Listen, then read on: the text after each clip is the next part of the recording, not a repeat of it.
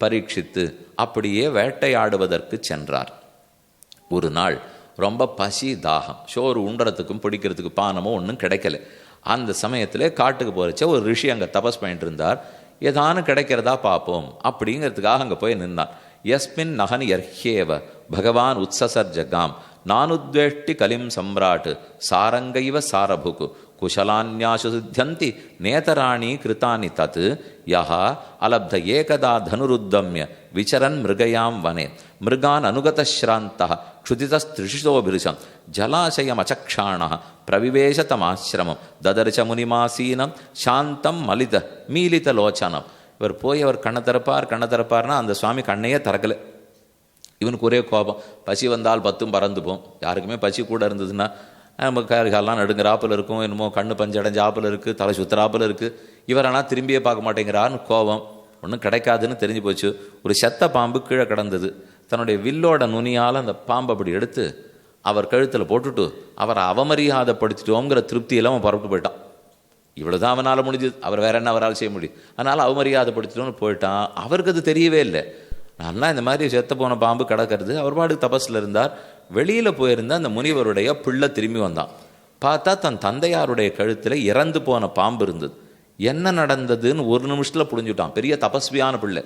இந்த மாதிரி ராஜா இவரிடத்தில் அபச்சாரப்பட்டிருக்கான்னு தெரிஞ்சுட்டு கோபம் அவனுக்கு வந்த. கோபத்திலே சபிக்கிறான். இதி லங்கித மரியாதம் தக்ஷக சப்தமேஹனி தக்ஷதி ஸ்ம குலாங்காரம் சோதித்தோமே ததத்புதம் ததோபேதாசிரமம் பாலः கலே சர்ப்ப கலேவரம் பிதரம் வீக்ஷ துக்கார்த்தா புக்தகண்டோ ருரோதः. தாப்பனாரை பார்த்து வருத்தவனுக்கு தாங்கலே. இப்படி செய்ய வேண்டிய முறையை மீறி ராஜாங்கிற சட்டம் புரியாம தப்பா நடந்துட்டு இருக்கான் பரீட்சித்து. அவனை இன்றிலிருந்து 7வது நாள் தக்ஷகன்கிற பாம்பு கிடைக்கும். அதனால் அவன் பிராணன் போகும், அவன் உயிர் பிரிந்து விடும்னு சாபம் கொடுத்துட்டான். இது கொடுத்த உடனே என்னமோ பிள்ளை வந்திருக்கானே, சத்தம் போட்டிருக்கானே தந்தை கண்ணை திறந்து பார்த்தார். அவன் அப்படியே ரௌத்ராகாரமாக பிள்ளை நின்றுட்டு இருந்தான். என்ன மகனே, என்ன நடந்தது? அதை பார்வம கழுத்திலே. அதை கண்டு தான் எனக்கு தாங்கலை. இப்போ செத்த பாம்பை கழுத்தில் போட்டிருக்கான். அந்த ராஜாவை நான் சபிச்சுட்டேன். 7வது நாள் பாம்பு கடிச்சு போயிடுவான். ரிஷி பிள்ளையை ரொம்ப கோவிச்சிருந்தார். பிள்ளை, என்ன உனக்கு அவசரம்? இப்போ அவன் ஏதோ க்ஷத்ரியன் ராஜா கோவப்பட்டிருக்கான். நாம பிராமணர்கள் தபஸ்விகள், இது கூடவா பொறுத்துக்க முடியாது ஒன்னால? இப்போ பொறுமை பொறுமை பொறுமை தான் தவசிகளுக்கு வளர வேண்டும். அது தெரியாம ஏன் அவசரப்பட்டு சாபம் கொடுத்தே? அவனுக்கு அரசன் பசியில் ஏதோ தப்பு சொல்லியிருக்கான். நான் சொல்றேன் கேளு. இந்த செத்த பாம்பை கழுத்துல போட்டுட்டான்னு இவ்வளவு கோவப்படுறியே, இந்த உடம்போட நான் உட்காண்டிருக்கேனே, இது உயிரோடு இருக்கிற பாம்பு உனக்கு தெரியுமான்னார். இந்த உடம்பு ஒரு பாம்பு, கழுத்தில் போட்டு இருக்கிறதாவது உயிர் இல்லாத பாம்பு ஒன்றும் பண்ணாது. இது உயிரோடு இருக்கிற பாம்பு. உயிர் பாம்பு இருந்ததுன்னா கடிச்ச ஆபத்து. போயிட்ட பாம்பாக இருந்தால் ஒன்றும் ஆபத்து இல்லை. அனந்தாழ்வான்னு ஒரு சுவாமி இருந்தார். அவர் ராமானுஜர் காலத்தில் வாழ்ந்தவர். அவருடைய சீடர். அவருடைய ஆணையின் பேரில், ராமானுஜருடைய ஆணையின் பேரில் அவர் திருவேங்கடம்ங்கிற திருப்பதிக்கு போனார்.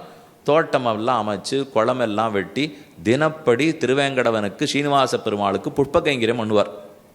கார்த்தால தோமால சேவை, மாலையில் தோமால சேவைன்னு கேள்விப்பட்டிருக்கோம். சீட்டு வாங்குறமே, தோமால சேவை, அர்ச்சனானந்தரம், நிஜபாத சேவை, சுப்பிரபாதம் எல்லாம் வச்சிருக்கோம். அந்த மாதிரி தோமால சேவை பெருமாளுக்கு ரொம்ப பிடிக்குமா.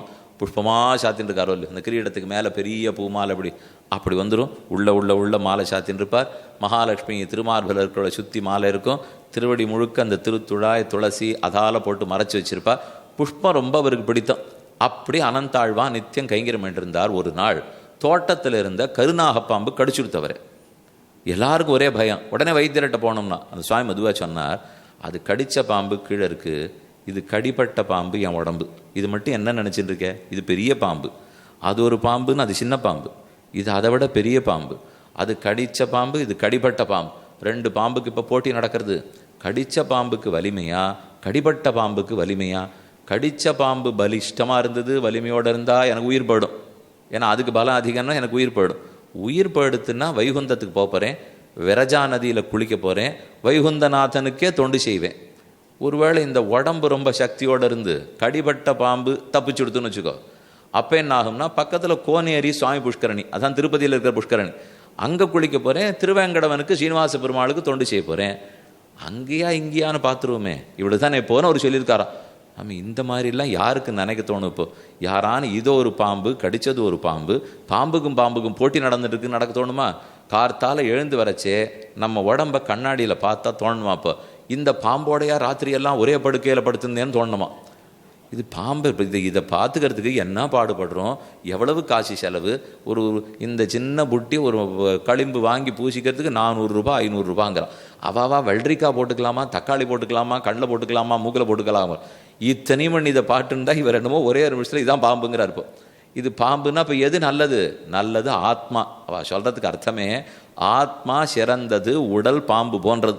இது இப்போ கடித்த பாம்பு, நீ என்னமோ செத்த பாம்பு கிடக்கிறதுன்றையே ஒன்றும் பண்ணாது பிள்ளா, இதுதான் பெரிய உயிருள்ள பாம்பு, நீ சாபமே கொடுத்துருக்கக்கூடாது என்ன சொன்னால் கொடுத்தாச்சே.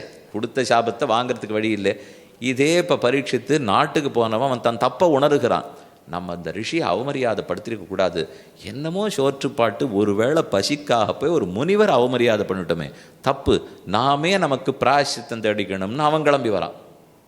இவாளும் பேசின்னு இருக்கா கொடுத்ததே தப்புன்னுட்டு, அவனும் தப்புங்கிறத புரிஞ்சுனுட்டான். அவன் வந்து நின்று ஒரு இடத்தில் அமர, அஹோவயம் தன்யதமான் நிருபாணாம் நிர்வேத மூலோ த்விஜசாபரூபா இதி ஸ்ம ராஜாத்யவசாய யுக்தா பிராச்சீன மூலேஷு குஷேஷு ஜீரா உதங்முக தட்சிணகூல ஆஸ்தே சமுத்திரபத்னியாக சுசுதன்யஸ்தபராக. உதங்முக வடக்கு நோக்கி உயிர் துரத்தல்னு தமிழில் நீங்கள் ஒன்று கேள்விப்பட்டிருப்பீள். தர்ப்பத்தை எல்லாம் பரப்புவார்கள், வடக்கு நோக்கி அமருவார்கள், பட்டினி கிடந்தே உயிரை விட்டு விடுவார்கள். இதான் வடக்கு இருந்து உயிர் துரத்தல்னு பேர். அப்படி பண்ணி நம்ம உயிரை விட்டுடலாம்னு முடிவு கொண்டுட்டான் ராஜா. பரீட்சித்து அதுக்காக உட்கார்ந்து விட்டான். நல்ல வேளை அந்த சமயத்தில் தான் சுகாச்சாரியர் தன் சிஷ்யர்களோடு அவ்விடத்துக்கு வந்தார். பெரிய பாக்கியமாக கருதினான். எழுந்தவரை விழுந்து வணங்கி பிரார்த்திக்கிறான். அஹோ அத்ய வயம் பிரம்மன்னு சத்சேவ்யாக க்ஷத்ரபந்தவா கிருபயா அதிதி ரூபேண பவத்பிஸ்தீர்த்தகா கிருதாக பைத்ருஸ்வசேய பிரீத்தியர்த்த தத்கோத்ராத்ய பாந்தவா புருஷ யத் ஸ்ரோதவ்யம் அதோ ஜப்யம் யத் கர்த்தவ்யன்னுபிப்ரபோ சத்ஸ்மர்த்தவ்யம் பஜனீயம் வா ப்ரூஹியத்வா விபர்யம். எனக்கு ரொம்ப வருத்தமாக இருந்தது. எனக்கு இன்னும் வாழ்நாள் 7 நாட்கள், எனக்கு உயிர் இருக்க போகிறது 7 நாள். அதனாலே எதெல்லாத்தையும் நான் இது வரைக்கும் பார்க்கணுமோ இப்போ பார்த்துடணும், எதெல்லாம் இது வரைக்கும் நான் கேட்டதுலேயோ கேட்டுடணும், எதெல்லாம் எனக்கு இது வரைக்கும் அறிவே கிடையாதோ அதெல்லாம் தெரிஞ்சுடணும். 7 நாளில் இதெல்லாம் நடக்குமா? இதுதானே எனக்கு வருத்தமாக இருக்குதுன்னு கேட்டான். சிரிச்சுட்டே சுகர் பதில் சொல்ல ஆரம்பித்தார். 7 நாள் இருக்குது, நீ ஏன் 7 நாளுங்கிற?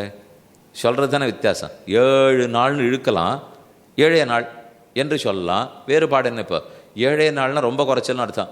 7 நாள் இருக்குது, கவலைப்படாதே. நான் ஒரு சரித்திரம் சொல்கிறேன் கேள் என்ன 2வது ஸ்கந்தத்தினுடைய முதல்ல சொல்கிறார். கட்வாங்கன் ஒருத்தன் இருந்தான், ராமனுக்கு முற்பட்ட அரசன். அதே அயோத்தியில் இருந்த ராஜா கட்வாங்கன்னு பேர். அவனுக்கு தேவர்களுக்கும் அசுரர்களுக்கும் சண்டை வரச்சே இவன் போய் உதவிக்கு செய்கிறான். தேவர்களெல்லாம் ஜெயிச்சு விட்டுட்டான். அப்போ தேவேந்திரன் கேட்கிறார், கட்வாங்கா உனக்கு ஏதானும் வரம் வேணும்னா கேளுன்னுட்டு. அப்போ அவன் திரும்பி கேட்குறான், எனக்கு எத்தனை நாள் ஆயுள்னு சொல்லு. இந்திரன் சொன்னார், கேட்கக்கூடாத கேள்வியை கேட்டிருக்கேன், இது தேவ ரகசியம், இது எதுக்கு நீ கேட்டேன்னு தெரியல. சரி சொல்கிறேன் கேள். உனக்கு இனிமேல் ஒரு முகூர்த்த காலம்தான் நேரம், 48 நிமிஷம். உனக்கு இனிமேல் வாழ்நாள் இருக்க போகிறது 48 நிமிஷம்னா. ராஜா கலங்கலையே. கிடுகிடுன்னு தேவேந்திரனுடைய பட்டணத்திலேருந்து கீழே வந்தான். அடுத்தது பிள்ளைகளை கூட்டான், ராஜ்ய பட்டாபிஷேகம் பண்ணினான், கொடுக்க வேண்டிய மொத்த சொத்து தன்னது எல்லாத்தையும் தான தர்மத்தை முடிச்சுட்டான். அதே மாதிரி நிலையில் அமர்ந்துட்டு பகவானை தியானிச்சுட்டு 48வது நிமிஷம் முக்தி அடைஞ்சுட்டான். இதை சொல்கிறார் சுகர் இந்த பிள்ளையை பார்த்து. பரீட்சித்தனமோ 7 நாள் பயந்துட்டு இருக்கியே, நான் 48 நிமிஷத்தில் நடத்த வேண்டியவன் கதையை சொல்கிறேன் கேட்டுக்கோ. நல்லத்தை செய்யணும்னால் நேரம் பிடிக்காது, தெரிஞ்சுக்காததை தெரிஞ்சுக்கணும்னா 2 நிமிஷத்தில் தெரிஞ்சுக்கலாம். திருந்தடம்னு சொன்னால் 1 நிமிஷத்தில் திருந்தலாம். யாராக இருந்தால் இந்த பழக்கம் உங்களுக்கு வேண்டாமே சுவாமி, எதுக்கு யாரோ ஒருத்தரை பார்த்தா தேவையில்லாத திட்டுறீர்களே, எதற்கு அவர்களை ஏசுகிறீர்கள்? கொஞ்சம் வடக்கம் உங்களுக்கு வேணும். கண்ட தப்பான வார்த்தையெல்லாம் பேசக்கூடாதுன்னா பார்க்குறேன். எனக்கு 1 வருஷம் அவகாசம் கொடுங்கோ. இன்றைக்கி ஒரு நாளைக்கு 100 தப்பு வார்த்தை பேசின்னு இருக்கேன். நான் ஒவ்வொரு நாளைக்கு 2 வார்த்தையாக நிறுத்துறேன்னு சொல்லட்டுமா? நாளைக்கு 98, நாளைக்கு 96, அதுக்கப்புறம் 50 நாள் கழித்து 100 நிறுத்துறேன். நான் மாறணும்னா மறுநாள் மாறினா தான் மாறும். வாஸ்தவம். இப்போ உடம்பு ஒன்று பழகி இருக்குதுன்னு சொன்னால் அது மறுநாள் மாறாது. நான் ஒரு மாதிரி உட்காந்துருக்கேன்னா நாளையிலேருந்து நீங்கள்லாம் கீழே தான் உட்காந்துக்கணும்னு சொன்னால் யார் வருவீள்? ஏதோ நாற்காலியெல்லாம் போட்டு குழு வசதியெல்லாம் பண்ணி கொடுத்து நன்னா உட்காருன்னா உட்காருவோம். இப்போ இதெல்லாம் ஒன்றும் இல்லையா? அங்கே இருக்கிற தூசி தும்புக்குள்ளே நடுவில் வந்து கீழே உட்காந்துக்கணுமான்னா அதெல்லாம் உங்கள் பாகவதம் உம்மோடையே இருக்கட்டும் முடியும். ஆறால் வர முடியும். இப்போ சொல்கிறவருக்கு முடியாது, கேட்குறவாளுக்கு முடியாது. அதை சொல்ல வரல. இப்போ ஏதோ உடல் ரீதியாக ஒன்று முடியாது. ஆனால் மனரீதியாக மாற்றம் வரணும்னா வந்து தான் ஆகணும். உள்ளம் மாறணுங்கிறதுக்கு நாள் இழுக்கக்கூடாதே. ஒரு கெட்ட பழக்கம் போகணும்னா நான் அடுத்த வருஷம் போக்குறேன்னா அது உடனே மனசு மாறினது மாறித்தான் தீர வேணும். அதனால 48 நிமிஷத்தில் கூட முக்தி அடைஞ்சவன் இருக்கா, நீ ஏன் 7 நாளை பற்றி கவலைப்படுறே என்று சரித்திரம் சொல்ல ஆரம்பிக்கிறார். இப்போ 2வது ஸ்கந்தத்தினுடைய கதை என்னன்னு பார்ப்போம். அபியசேன் மனசா சுத்தம் திரிவிருத் பிரம்மாட்சரம் பரம் மனோ யச்சே ஜிதஸ்வாசா பிரம்மபீஜம் அவிஸ்மரன் தத்ரைகாவயவம் தியாயேத் அவ்யுச்சின்னேன சேதசா யச்சே தாரணையா தீரா ஹந்தியா தத்கிருத்தம் பலம். முதல்ல தியானிக்கிறதுக்கு கற்றுக் கொடுக்குறேன் கேள். வாழ்க்கையிலேயே தியானம் ரொம்ப முக்கியம். தியானம் மனத்தை ஒருநிலைப்படுத்த நமக்கு உபயோகப்படும். ஏதா இருந்தாலும் மனுஷனுக்கு கஷ்டமே இவ்வளவு தான் நேரம் இருக்குது. முதல்ல சொல்கிறார் பாருங்க, எனக்கு நேரம் குறைச்சலாக இருக்குதுன்னு சொல்லிவிட்டாலே அப்படின்னால் அந்த நேரத்துக்குள் எதெல்லாம் தேவையற்ற சிந்தனையோ அதை உள்ளே வந்து புகுத்தாமல் தேவையான சிந்தனையை மட்டும் அந்த நேரத்துக்குள்ளே எடுத்தேன்னா வெற்றி. நம்ம பாதி நாழி தோத்து போய்டுறது எங்கே தெரியுமோ, இவ்வளவு தான் 1 மணி நேரம் இருக்குன்னா சுற்றி சுற்றி கதையை சொல்கிறதுக்கு 55 நிமிஷம் ஆகிடும். முன்னுரை 55 நிமிஷம், விஷயம் 3 நிமிஷம், முடிஞ்சு போயிடுத்துன்னு விடுவோம். முன்னுரை சொல்கிறதுக்கே 55 நிமிஷம் ஆக்கின்றேன். எப்போ நீ விஷயம் சொல்ல போயிருப்போ, ஏதோ 1 மணி நேரம்னு கொடுத்தாள்னா அதுக்குள்ளே நம்ம நேரத்தை பார்த்துக்கணும். இப்போ 15 நிமிஷம் முன்னுரை வச்சேன், 35 நிமிஷம் விஷயத்தை சொன்னேன், 10 நிமிஷம் முடிவுரை சொன்னேன்னா நல்லாயிருக்கும். அதை விட்டுட்டு முன்னுரை 55 நிமிஷம்னு சொன்னால் அப்படி ஆகாது. நீ முதல்ல தியானிக்கணும்னாலே ஒருநிலைப்படுத்தணும். மனசை ஒருநிலைப்படுத்தி அமர்ந்துக்கோ. எப்படி தியானிக்கணும்னு அவன் கேட்குறான். முதல்ல ஏன் தியானிக்கணும், நம்மெல்லாம் எதற்காக தியானிக்க வேண்டும், தேவை இருக்கு. இப்போ யார் என்னை உலகத்தை படைத்தவன் என்னை படைத்தவனோ படைத்தவனை தியானித்தால் முக்தின்னு உபனிஷத்து சொல்கிறது. காரணந்து தியேயா, ஜகத்தையே படைத்தவன் யாரோ அந்த காரணமான பிரம்மத்தை தியானம் பண்ணியானால் நீ முக்தி அடைவான்னு சொல்கிறது. அப்போ திரும்ப திரும்ப அவரை தியானம் பண்ணுறதுக்கு என்ன பழக்கணும் இல்லையோ, அவரை என்னவா தியானம் பண்ணணும் அப்படின்னு கேட்கிறார். அதுக்கு சுவாமி பதில் சொல்கிறார், உலகமே அவனுடைய திருமேனின்னு தியானம் பண்ணு. கீழே இருக்கிறது பாத்தாள லோகம், மேலே இருக்கிறது பிரம்மாவனுடைய சத்தியலோகம். இந்த 14 லோகங்களும் பகவானுடைய திருமேனின்னு சொல்கிறேன், புரிந்துகொள். அப்படித்தான் நீ பார்த்து தியானம் பண்ணணும். ஜிதம் ஜிதம் ஸ்தாபனம் அபோக்கிய தாரையேத் பரம்பரம் சுத்ததி தீர்யதா ததா. கீழே இருக்கிற பாத்தாள லோகம் அவர் திருவடின்னு நினச்சிக்கோ. அப்படியே ஒவ்வொரு லோகமாக மேலே தூக்கிண்டுவா. அவருடைய நெஞ்சு, அவருடைய உள்ளம் இருக்கிற இடம் தான் ஸ்வர்கலோகம்னு நினச்சிக்கோ. அவருடைய தலையளவுக்கு மேல் சத்தியலோகம்னு நினச்சிக்கோ.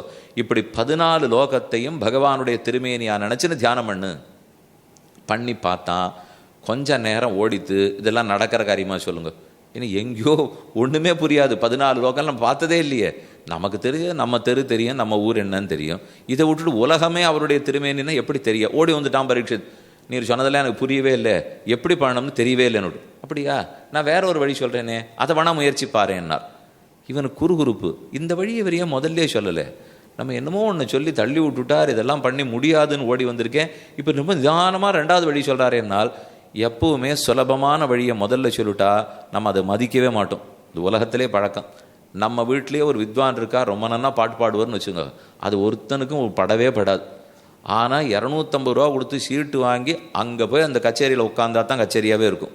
இவர் வீட்டில் ரொம்ப நன்னா ஒருத்தர் பாடிட்டு இருப்பார், அவருக்கு நிலைய வித்வான்னு பேர். அதனால் ஆகாசவாணிலாம் கேட்பது இல்லையோ, கேட்கடச்ச ஒன்று போடுவா. இன்று வாத்தியம் வாசிக்கிறது யார்? நிலைய வித்வான். சாமி அவருக்கு பேர் உண்டா கிடையாதா? இது நிலைய வித்வான்கிற பத்மநாபன், கோவிந்தன், ராமன், மாதம் உண்டு. ஆனால் அது முக்கியம் இல்லையா அப்போ. ஏன்னா பெரிய பேர் இருக்கிற வித்வான்னா எல்லாரும் வைப்பாளாம். அவர் வரேன்னு சொல்லியிருந்தவர் வரலன்னா நிலைய வித்வான். அதுக்காகத்தான் இப்படி போடுறது. இப்போ இன்னும் அவர் வரணுமா, வர வேண்டியவர் வரலையா, அதனால் இதுனால் அப்போ எதுவுமே நமக்கு சட்டுன்னு கையில் கிடைக்கும்னா மதிப்பே படாது. என்னால் முடியலையேன்னு ஓடி வந்தால் தான் இவன் மதிப்பானான். அதனால் வேணும்னு சுகாச்சாரி இவனால் ஆகாத வழியை சொல்லி கொடுத்துட்டார். இவன் பண்ணி பார்த்தான், தியானமெல்லாம் இவனுக்கு பண்ணவே முடியல. திரும்ப ஓடி வந்தான். அப்போ அவனுக்கு பதில் சொல்கிறார், இப்படி நீ பண்ண வேண்டாம், இப்போ சொல்லுகிறேன் கேட்டுக்கொள். பரம்பதம் வைஷ்ணவ மாமனந்தி தத்யன்னேதி நேதி ததுத்ஸ சிக்ஷவா ஸ்வபார்ஷ்ணி அபீட்ய குதம் ததோ நிலம் ஸ்தானேஷு சத்சூன்யம் அஜிக்லமக்கரஹ ஏதாம் கதிம் பாகவதீம் கதோயः சவை புனர்நேக விஷஜ்ஜதேங்க ஏதே ஸ்ருதீதே நிருப வேதகீதே. மேலும் அந்த பகவானும் மற்றொரு முறையில் நீ நன்கு சேவித்து கொள்ளலாம். அழகான முகம், இழுத்து கட்டியிருக்கிற அழகான திருமுடி, அதுக்கு மேலே மயில் தோகையோடு இருக்கார், கையில் புல்லாங்குழல் வச்சுருக்கார், கிரீடம் மகுடம் சூடாவதம்சம் 4 தோள்களோட சங்க சக்கரத்தை தரிச்சென்றிருக்கார். பட்டு பீதாம்பரம் சாத்தி கொண்டிருக்கிறார். அழகான மாலை துளசி மாலையோடு இருக்கிறார். நெத்தியில் கஸ்தூரி திலகம் தொலங்கவிருக்கிறார். இந்த அழகான திருமேனியை உட்காந்து தியானிச்சுப்பார். திரும்ப உட்காண்டான். கைகாலெல்லாம் மடக்கி பத்மாசனத்தில் உட்காண்டு 4 தோள்கள், சங்கம் சக்கரம் கதை, அபயஹஸ்தத்தோடு இருக்கார். புனிசிரிப்போடு இருக்கார். நீண்ட மூக்கு இருக்குது. அழகான திருமண் காப்பு இருக்குது. கண்கள் மலர்ந்து அப்படியே தாமரை கண்களாட்டம் இருக்குது.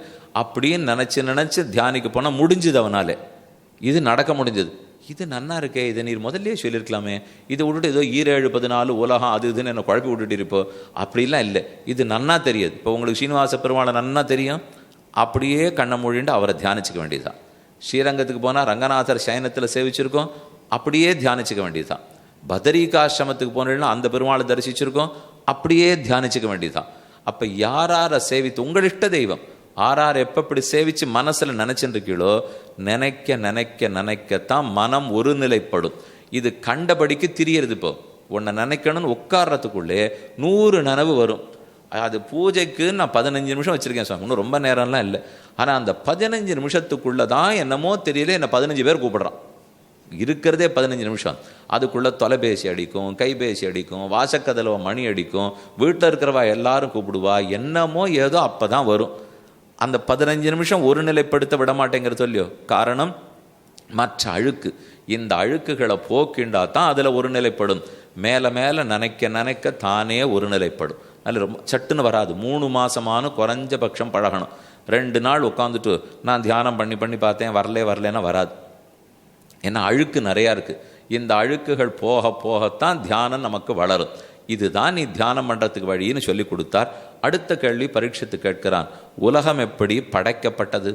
படைத்தவனை தியானம் பண்ணுன்னு சொன்னீர், தியானம் பண்ணுற வழியை சொல்லி கொடுத்துட்டீர். ஒரு 10 நிமிஷம் நம்மளும் பண்ணி பார்க்கலாம்.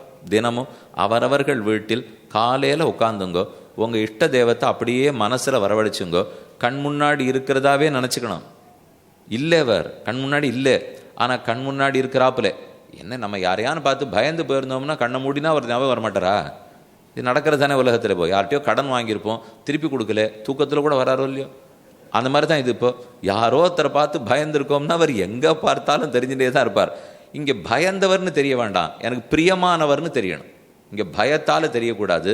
எத்தனை அன்பு இருக்குது, எங்கே பார்த்தாலும் அவர் முகமே தான் நமக்கு தோணும். அது மெதுவாக பழகினா தோணும். 3 மாதம் 6 மாதம் ஆகும், 6 மாதம் 1 வருஷம் ஆகும். அதுக்கப்புறம் வராத இருக்குமா? அவர் எழுதி வச்ச சட்டம் இல்லையாது. அப்படித்தான் தியானம்ங்கிறது புரிஞ்சுக்கோ. சிருஷ்டி யார் பண்ணுகிறார்கள்? உலகம் எப்படி சிருஷ்டிக்கப்படுகிறதுன்னு சொல்றார். பூய ஏவ விவித்சாமி பகவான் ஆத்மமாயையா யதேதம் சிருஜதே விஸ்வம் துர்விபாபியம் அதீஸ்வரை யதா கோபாயதி விபுர்யதா சஞ்சச்சதே புனः யாம் யாம் சக்தி உபாஸ்ருத்ய புருஷக்தி பரப்புமான். உலகம் சிருஷ்டிக்கப்படுறது ஒரு ஆச்சரியம். மாறி மாறி சிருஷ்டியும் சம்ஹாரமும் நடக்கும். படைப்பு அழித்தல் 2 சொல்கிறோமோ இல்லையோ. அழித்தல்னா எதுவுமே அழியாது. இந்த விஷயத்தை மட்டும் நல்லா ஞாபகம் வச்சுங்க. ஒன்றும் அழியாது, எல்லா பொருளும் இருக்கும். ஆனால் நிலை மாறிடும். ஒரு குடத்தை உடைச்சா என்ன ஆகும்? காணப்படுமன்னா. குடத்தை உடைச்சா மண்ணு தூளாகும், அவ்வளோதான் ஆகும். மண்ணு தூளை மறுபடியும் களிமண் ஆக்கினோம்னா குடமாயிடும். ஆனால் குடமாக இருக்கிற உருவம் உடஞ்சி படுத்துன்னு அழிச்சுட்டாங்கிறோம். குடத்தை அழித்து விட்டார்னா குடம் காணப்படுத்துன்னு அர்த்தம். எந்த பொருளே இல்லைன்னா பொருள் இருக்கு, வேற நிலையில இருக்கு. குடம் குடமா இருக்காது, 2 மடக்கா இருக்கும். மடத்தை உடைச்சா மடக்கா இருக்காது, பொடி ஆயிடும். பொடியில் தண்ணீரை சேர்த்தேன்னா களிமண் ஆயிடும். களிமண் அப்படி அந்த சக்கரத்தில் வச்சு ஒரு சுற்றி ஊற்றினேன்னா மறுபடியும் குடமாயிடும். இப்போ குடமான உடனே ஒருத்தர் சொன்னார், சாமி மண்ணு பொடியை காணவே காணும், களிமண்ணை காணவே காணும்னார். எங்கே போயிடுது? குடமா இருக்கு. குடத்தை உடைச்சா மண்ணா இருக்கு. அதை போலத்தான் உலகம் அழிக்கப்படுறதுன்னா ஒங்கேயும் போயிடாது. நிலை மாறி ஒரு நிலையில் அது இருக்காது. இந்த நிலை இப்போ மண்டபம் கோபுரம் பிராகாரம் கோவில், அது ஆளு தேளு அம்பு தும்பு இத்தனையுமா இருக்கும் இல்லையோ, இதெல்லாம் மாறிட்டு சூக்ஷ்ம நிலையை அடைஞ்சிடும். அப்படி அடைஞ்சிடுத்துன்னா அதுக்கு சம்ஹாரம்னு பேர். அந்த சூக்ஷ்ம நிலை நுண்ணிய நிலை மாறி நாம் பார்க்குற மண்டபம் கோபுரம் பிராகாரம் அது இது மலை செடி கொடின்னு ஆயிடுத்துன்னா இதுக்கு ஸ்தூல ஆகாரம்னு பேர். அப்போ சூக்ஷ்மமாக இருக்கிறது ஸ்தூலம் மாறுது. இந்த 2 சொல்லு கேள்விப்பட்டிருக்கு இல்லையா? சூக்ஷ்மம் ஸ்தூலம். நுட்பமானது விரிந்திருப்பது. நம்ம கண்ணுக்கு அதுக்கெல்லாம் தெரிஞ்சதுன்னா ஸ்தூலம்னு அர்த்தம். சூக்ஷ்மம்னா கண்ணுக்கே தெரியாதுன்னு அர்த்தம். ஒன்றுமே தெரியாது. ஒன்று சொல்கிறேனே, இருக்கு ஆனால் தெரியாது. ஒரு துண்டு எடுத்துங்க, துண்டு எடுத்து நனைங்க, நன்னா பிழிஞ்சிடுங்க. பிழிஞ்சிட்டு இப்படி இப்படி பிடிங்க. அதில் தண்ணீர் இருக்கா இல்லையா? இருக்குது. தெரியறதோ? இல்லை. துண்டு தான் தெரியறது, தண்ணீர் தெரியாது. அந்த துண்டு துவண்டிருக்கிறது தெரியுமே தவிர, ஆனால் தண்ணீர் துண்டு முழுக்க இருக்குது. ஒவ்வொரு நூல்லையும் தண்ணீர் இருக்கும். ஆனால் அதை பிழிஞ்சிட்டு பார்த்தேன்னா நூல் தான் தெரியறது, தண்ணீரே தெரியல பாருங்க. அப்போ அதில் தண்ணீர் அந்த ஈரப்பசைங்கிறது சூக்ஷ்மமாக இருக்குதுன்னு அர்த்தம். அதான் சூக்ஷ்மம். கண்ணுக்கு தெரியாது, ஆனால் இருக்குது. எது ஸ்தூலம்? துண்டு. துண்டு நன்னா கண்ணுக்கு தெரியறதே, அது ஸ்தூலம். ஆனால் அந்த துண்டு நனைஞ்சிருக்கிறது கண்ணுக்கு தெரியலையே, அது சூக்ஷ்மம். அதை போல இந்த உலகமெல்லாம் இப்போ முழுக்க தெரியறதா, அது ஸ்தூலம். இது இத்தனை இப்படி தெரியாமல் சூக்ஷ்ம நிலையை ஒரு நாள் அடையும். இதில் இன்னொரு ஆச்சரியம், அந்த சூக்ஷ்மமாக இருக்கிற உலகத்துலேயும் சரி, இப்போ ஸ்தூலமாக இருக்கிற இந்த உலகத்துலேயும் சரி, கண்ணுக்கே தெரியாமல் உள்ள பிரம்மம் இருக்கார். இறைவன் எல்லாத்துக்குள்ளேயும் இருக்கிறார். இதற்குள்ள இருக்கார், இதற்குள்ள இருக்கார், எல்லாத்துக்குள்ளேயும் தெரியவே இல்லையே சுவாமி. தெரியமாட்டார். எதே பாலுக்குள்ள நெய் இருக்குது, ஆனால் இருக்குன்னு தெரியலையே. பாலை எடுத்தோம்னா மோர் வரப்போகிறது, அதை கடைஞ்சோன்னா வெண்ணெய் வரப்போகிறது, வெண்ணெயை காய்ச்சினோம்னா நெய் வரப்போகிறது. அதுக்கு பதில் அது எப்படியும் பாலில் இருந்தால் நெய் வருது, அதனால் இன்றைக்கி அல்வா பண்ணலான்னு இருந்தேன், பாலை குத்தி பண்ணிட்டேன்னார். அது பண்ண முடியாது சுவாமி, நெய் குத்தினா தான் அல்வா வரும், தப்பாக பண்ணுறப்போ. அதே காலத்தால் சாப்பிட உட்காந்தோம், நெய் குத்தி பிசைஞ்சு குழம்பு சாப்பிடணும் போல ஒரே காரம், வெத்த குழம்பு, பாலை கொண்டு வந்து குத்திட்டார். ஏன் நெய் தானே குத்த சொன்னேன்? பால்லேருந்து தானே சுவாமி நெய் வருது, எதை குத்தினா உமக்கு என்ன? இப்போ பாலுக்கு பதில் நெய், நெய்க்கு பதில் பால்னா நடக்குமா? பாலுக்குள்ளே தான் நெய் இருந்தால் கூட அது தெரியாது. அதன் பயனே வேறு, இதன் பயனே வேறு. அதை போல் உலகம் அனைத்துக்குள்ளும் பிரம்மம் இருக்கார், ஆனால் இருக்காருங்கிறது தெரியல. எனக்குள்ளும் உங்களுக்குள்ளும் எல்லாவற்றுக்குள்ளும் இருக்கிறார்னு தெரியல. எப்படி தெரியும்? பாலை நன்னா காய்ச்சி அதை மோராக்கி, மோரை வெண்ணெயாக்கி, வெண்ணெயை நெய்யாக்கினா தெரியும். அதே போல் இந்த ஒவ்வொன்றையும் பார்த்து பார்த்து பார்த்து தியானித்து தியானித்து இதுக்குள்ள பிரம்மம் இருக்கார், பிரம்மம் இருக்கார்னு சிந்திக்க சிந்திக்கத்தான் தெரியும். நேரே உடனடியாக அது தெரியறதுக்கு வந்துடாது. ஆழ்ந்த சிந்தனையாலும் தியானத்தாலும் அனைத்துக்குள்ளும் நீக்கமர இருக்கிறார். அப்போ சூக்ஷ்மமாக இருக்கிற திசை தான் சம்ஹாரம், ஸ்தூலமாக இருக்கிறது தான் படைப்பு. இந்த சூக்ஷ்மமாக இருக்கிறத ஸ்தூலமாக மாற்ற போகிறார் கடவுள். இப்போ அதைத்தான் படைப்பு, படைப்பு சிருஷ்டிங்கிறோம். மயில் பார்த்துருக்கீங்களோ இல்லையோ? மயில் தோகையோடு இருக்கும், ஆண் மயில். அந்த தோகையை சுருக்கி வச்சுட்டு இருக்கும். பெண் மயிலை பார்க்குறது இல்லை மேகத்தை பார்க்குறச்சு அதுக்கு ரொம்ப சந்தோஷமாக போடும். உடனே இப்படி தோகையை விரிக்கும், விரித்து கொஞ்ச நேரம் 10 நிமிஷம் ஆடும், போரும் தோணி போச்சுன்னா சுருக்கி விடும். எப்படி இந்த மயில் தன் தோகையை அப்படி விரிச்சுட்டு சுருக்கிறதோ அதை போல இறைவன் தன்னிடத்திலேருந்து உலகத்தை அப்படி விரிப்பாராம். விரிக்கிறது தான் சிருஷ்டி. போரும்னு தோணிப்படுத்தினா தனக்குள்ளே சுருக்கிடுவாராம், அதுதான் சம்ஹாரம். எப்படி மயில் தன் தோகையை விரித்தாடி சுருக்குகிறதோ அதே போல பிரம்மம் தன் திருமேனியாகவே தன் உடலாகவே இருக்கிற இந்த ஜகத்தை விரிக்கிறார். உடனே நாமெல்லாம் கிடுகிடுன்னு ஆடுவோம். எல்லாம் முடிஞ்சு போச்சுன்னா ஒரே சுருக்கு தான், ஆளே காணப்படுவோம். எல்லாரும் உள்ளே இருந்துட வேண்டியதான். நம்ம படைப்படம் திரைப்படம்லாம் பார்க்குறச்சே குடுன்னு எல்லாரும் என்னமோ ஓடிண்டே இருப்போம். வேகமாக சுற்றி விட்ருவானே, விட்ட உடனே வேகமாக எல்லாம் ஓடும். கொஞ்ச நேரம் ஆகணும்னா அப்படியே எல்லாரும் நின்றுடுவா. போட்டவாள்லாம் ஓடிண்டே இருப்பா, சாப்பிட்றவாள்லாம் இப்படியே இருப்பா, கடல் அலையெல்லாம் அப்படியே நின்று போயிடும், மான்லாம் ஓடிட்டு இருக்கிறது நின்று போயிடும், அப்படியே நாட்டியம் ஆடிட்டு இருக்கிறவாள்லாம் பவாடை பிடிச்சின்னு அப்படியே நின்றுடுவா. இருக்கிறதுக்கு பிரகிருத்தின்னு ஒன்று ஒட்டின்னு இருக்கு அவர் இடத்துல. 3 தத்துவங்கள் நினைவில் கொள்க. ஒன்று சித்து, மற்றொன்று அச்சித்து, 3வது ஈஸ்வரன். சித்துன்னு சொல்லுவது தான் அறிவுள்ள ஜீவன் ஆத்மா, அச்சித்துன்னு சொல்கிறது தான் அறிவற்றதான ஜடப்பொருள். ஜடப்பொருள்களை வச்சுன்னு தான் உலகத்தையே படைக்கிறார் அவர். இந்த நாற்காலிலேருந்து, இந்த பூர்ண கும்பத்திலேருந்து, அதில் இருக்கிற தேங்காயிலேருந்து நம்ம உடம்பு வரைக்கும் அனைத்தும் ஜடப்பொருள். இந்த ஜடப்பொருள் எதால் பண்ணப்பட்டிருக்கு?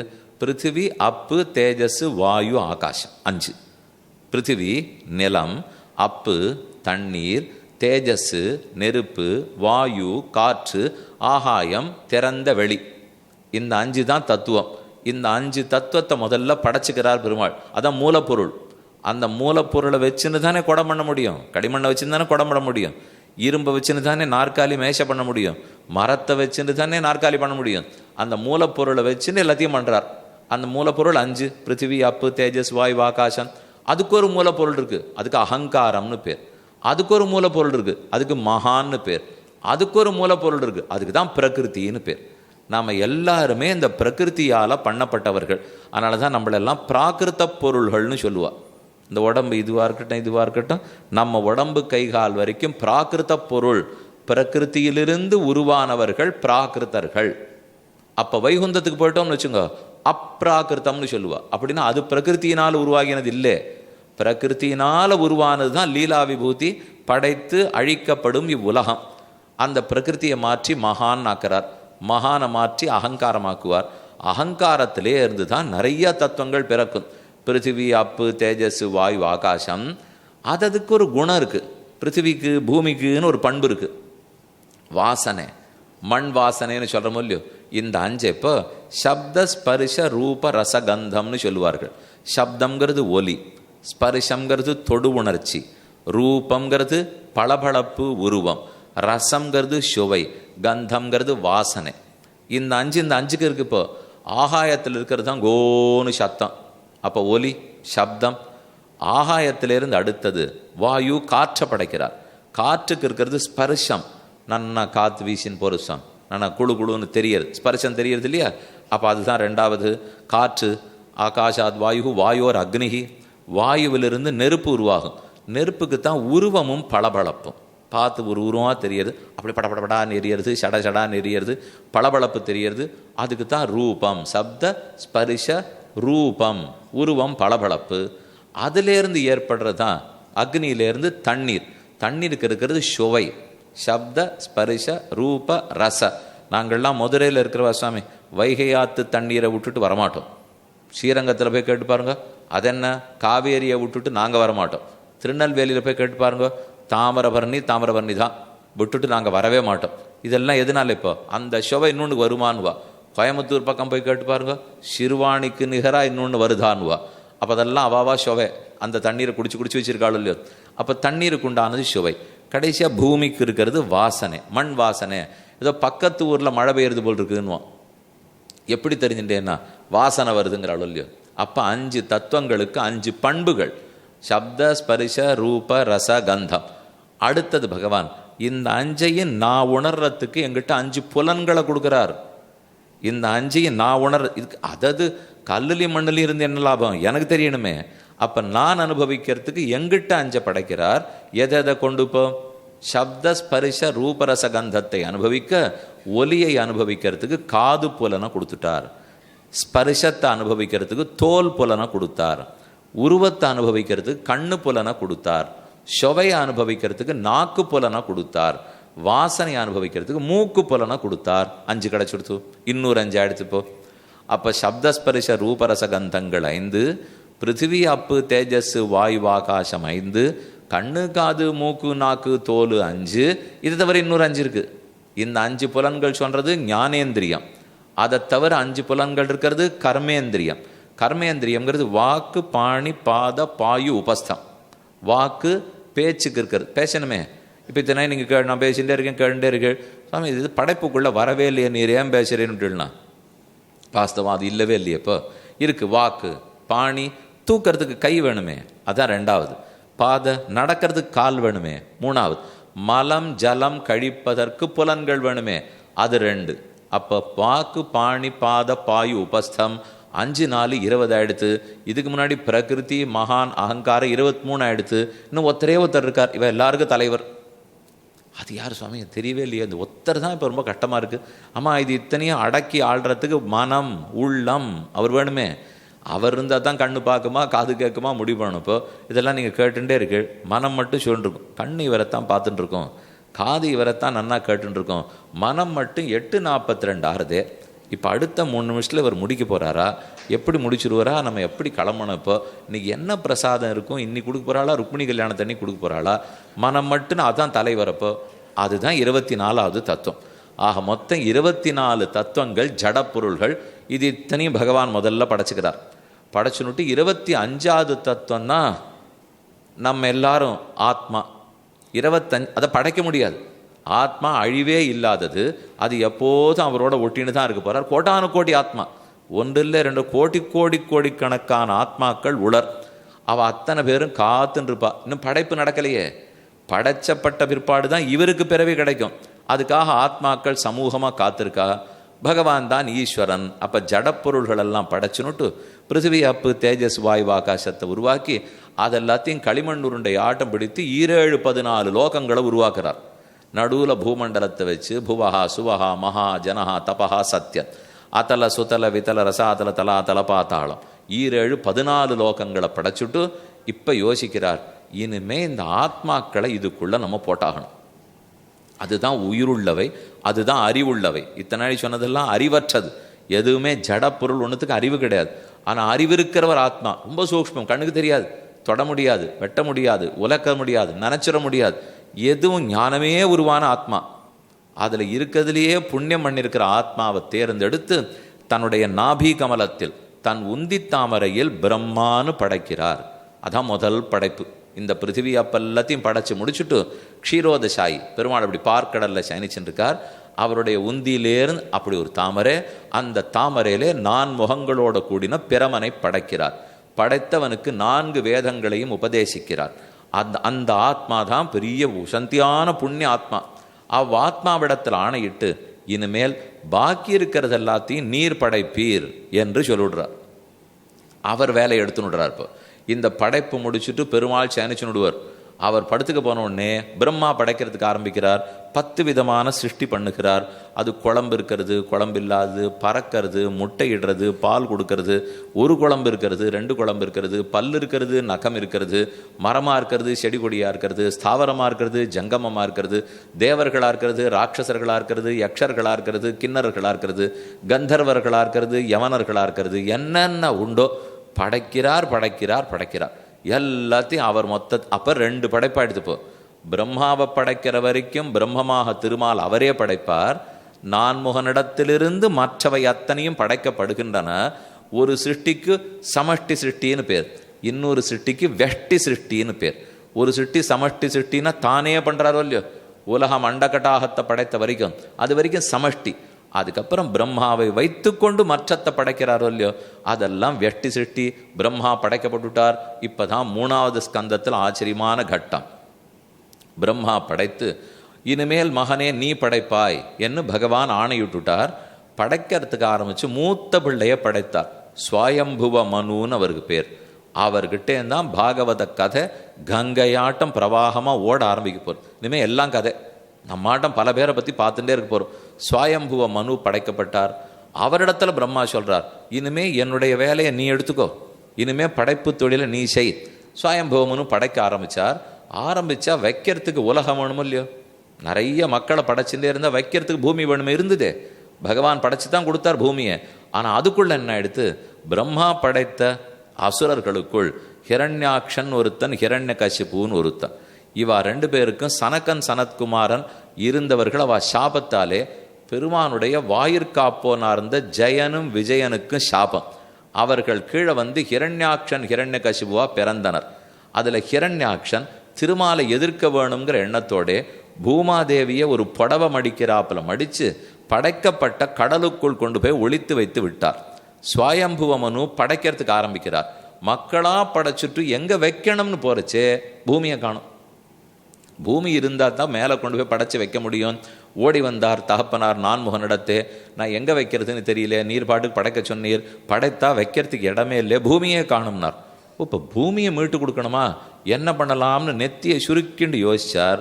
சுருங்கின மூக்கிலேருந்து சின்ன பன்னிக்குட்டி ஒன்று வந்து வெளியில் பிறந்தது.